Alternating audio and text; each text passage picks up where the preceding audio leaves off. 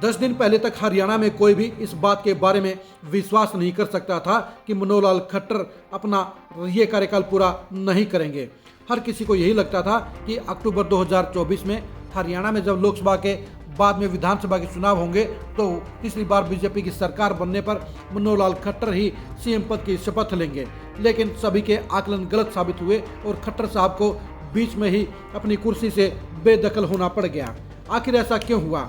दरअसल खट्टर साहब को इस बात का एहसास नहीं था कि उनके पास जो 1 दर्जन मंत्रालय हैं, उन मंत्रालय में से एक ऐसा मंत्रालय भी है जो अपने मंत्री की सियासत की कुर्सी को छीन लेता है, उसे अगला चुनाव हरा देता है और उसे सत्ता से बेदखल कर देता है। हम बात कर रहे हैं वित्त मंत्रालय की। हरियाणा में पिछले 32 साल से हर वित्त मंत्री अगला चुनाव हारता है या सत्ता से बेदखल होता है। हम आपको विस्तार से बताते हैं कि किस वित्त मंत्री के साथ क्या हुआ। 1991 में कांग्रेस की सरकार बनने पर मांगेराम गुप्ता हरियाणा के वित्त मंत्री बने। वो कद्दावर नेता थे, लेकिन वो 1996 का चुनाव हार गए। इसके बाद 1996 में हवीपा की सरकार में सेठ किशनदास हरियाणा के वित्त मंत्री बने, लेकिन सन 2000 के चुनाव में वो भी हार गए। 2000 में इनेलो की सरकार बनने के बाद प्रोफेसर संपत सिंह वित्त मंत्री बने, लेकिन 2005 में वो भी चुनाव हार गए। उसके बाद 2005 में कांग्रेसी सरकार बनने पर वीरेंद्र सिंह वित्त मंत्री बने, जो 2009 का चुनाव हार गए। इसके बाद 2009 में कैप्टन अजय यादव कांग्रेस की दूसरी सरकार में वित्त मंत्री बने, वो भी 2014 में चुनाव हार गए। 2014 में बीजेपी की पहली सरकार बनने पर कैप्टन अभिमन्यु वित्त मंत्री बने, वो भी 2019 का चुनाव हार गए। 2019 में सीएम होने के बावजूद मनोहर लाल खट्टर ने वित्त मंत्रालय अपने पास रखा और उन्हें 2024 के चुनाव से पहले ही अपनी कुर्सी से रुखसत होना पड़ा है। अब 2024 में जेपी दलाल को हरियाणा का नया वित्त मंत्री बनाया गया है और आसार और इतिहास वो रिकॉर्ड सभी ये बताते हैं कि जेपी दलाल के लिए भी अब बड़ा खतरा मंडरा गया है। यानी जेपी दलाल भी 2024 का विधानसभा चुनाव हार सकते हैं। खट्टर साहब को अगर इस बात का पता होता कि वित्त मंत्रालय की कुर्सी अपने मंत्री की कुर्सी को निगल लेती है, तो वो किसी भी सूरत में वित्त मंत्री का विभाग अपने पास नहीं रखते, वो वित्त मंत्रालय किसी और को दे देते। लेकिन उन्हें इस बात की जानकारी देने वाला कोई नहीं था और इस अभिशाप ने उनकी कुर्सी को छीनने का काम किया है, उनको कुर्सी से बेदखल करने का काम किया है।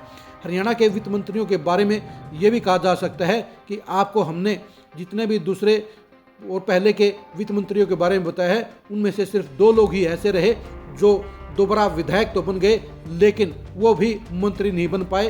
उनकी सियासत भी उसके बाद बट्टे खाते में चली गई, जिनमें से मांगेराम गुप्ता 2005 में मंत्री तो बने, लेकिन उनकी सियासत उसके साथ में ही दफन होगी। प्रोफेसर संपत सिंह भी 2009 में कांग्रेस में शामिल होने के बाद विधायक बने, लेकिन वो भी मंत्री नहीं बन पाए और उनके परिवार की सियासत भी फिलहाल हाशिए पर चल रही है। यानी हरियाणा में जो भी नेता वित्त मंत्री बनता है, उसके साथ ही उसकी सियासत का बंटाधार होना भी पक्का हो जाता है। अब देखने की बात यही है कि 2024 के चुनाव में क्या जेपी दलाल इस मिथक को तोड़ पाएंगे, इस रिकॉर्ड को तोड़ पाएंगे और क्या वो 2024 का चुनाव जीतकर दोबारा से सरकार में शामिल हो पाएंगे।